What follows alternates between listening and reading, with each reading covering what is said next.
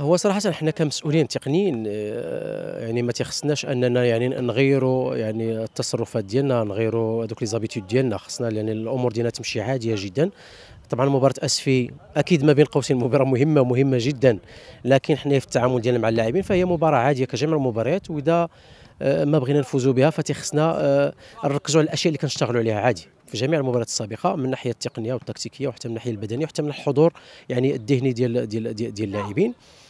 الحمد لله انه في هذه المرحله هذه يعني في الجوله 28 انه يعني مسموح لنا حتى بالخطا، يعني انا يعني تقريبا عندنا من اصل 9 نقاط فنحتاج تقريبا 3 ديال النقاط. تنظن انه هذا ما غاديش يحطنا تحت واحد الضغط اللي هو كبير، لانه حتى في حاله ربما التعادل فمتبقي لنا يعني فرص اخرى اننا ممكن من خلالها نحققوا يعني اللقب ديال الدوري. لكن احنا كمجموعه عازمين كل العزم على اننا ان شاء الله في مباراه اسفين نلعب الكل ونبحثوا على الانتصار، يعني ننتهيوا من هذه الصفحه ديال البطوله باش يبقى لنا التركيز الكلي على عصبه الابطال الافريقيه. نعتقد بان التحضير ديالنا كالعاده لكل المباريات فاحنا تنكونوا جاهزين، وتنحاولوا اننا نذكروا اللاعبين بنقاط القوه ونقاط الضعف ديال الخصم. فلهذا تنظن مباراه ديال الاسفي فهي مباراه مهمه، وان شاء الله تقدر تكون مباراه الحسم. فاحنا ديما على جاهزين وعلى كل المباريات. نتمنى من الله ان المباراه هذه تكون ان شاء الله مباراه اللي نحققوا فيها اللقب، باش تعطينا عاوتاني فرصه فين نعطيو فرصه لاعبين ثانيين اللي يلعبوا مباريات، ونريحوا المجموعه اللي كانت لعبت عدد كبير من المباريات. فجمهور الوداد متعطش لهذا اللقب. احنا علم بانه كذلك ان مقبلين على العصبه، فالعصبه هي بالنسبه لنا هدف منشود. فتنظن بانه الحمد لله وصلنا للمبتغى، ان ارتقينا بالمستوى ديال الفريق ديال اللاعبين في الملعب، فهم تيأدوا بشكل جميل لا من الناحيه الدفاعيه ولا من الناحيه الهجوميه.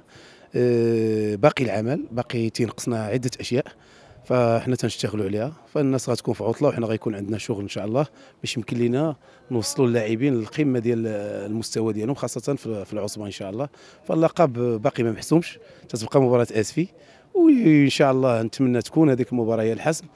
ما كان شيء راه حنا دائما متفائلين خير في المباراه اللي تلعب في الملعب ديالنا امام الجمهور ديالنا ان شاء الله، وتكون عندنا احتفاليه، ولما لا ان شاء الله نحققوا النتيجه اللي ترضي الجميع، وهي الفوز باللقب في الملعب ديالنا لما حققناش في اسفي ان شاء الله. بالنسبه للمعنويات ديالنا يعني معنويات دابا مرتفعه الحمد لله، بحكم اننا بزاف المقابل الاخيره في الشامبيونز ليغ. تنعرفوا كلشي كيعرف فريق اولمبيك في الميدان ديالو، يعني فريق قوي. فريق اللي حصد واحد النتائج ايجابيه في ذاك في الميدان ديالو. ولكن لما كانت الهزيمه الاخيره اللي ب 4-0 فريق اولمبيك خريبكا، هذه الهزيمه اللي كنظن ان بحال غتبع عشر الاوراق ديالو. كان بقى ديال السي امين داك بن هاشم غادي يعرف كيفاش يخرج اللاعبين ديالو من هذه الهزيمه هذه، باش يحاول يخرجهم، باش يحاولوا يقدموا واحد المقابله كبيره لفريق الوداد الرياضي البيضاوي. بطبيعة الحال فهذه ثاني حصه كناخذوها من بعد المقابله ديال القطن الكاميروني. فعندنا مقابله ديال الاسفي، الكل كيعرف باللي مقابله ديال اللقب بالنسبه لنا. فاحنا هذه المقابله اللي كنا كنتسناو منذ بدايه الموسم. فلقينا مجموعه ديال الصعوبات الموسم هذا، بحكم لعبنا بزاف ديال المقابلات خارج ارضيه الملعب ديالنا. الجماهير ديالنا اللي تعذبوا معنا هذا الموسم هذا، فما كانش عندنا خيار غير اننا نوصلوا لهذه المرتبه اللي وصلنا لها دابا، وناخذوا المقابله ديال الاسفل ان شاء الله بكل تركيز ان شاء الله، باش نحصدوا النقاط الثلاث وناخذوا الدوري ان شاء الله ديال الموسم هذا.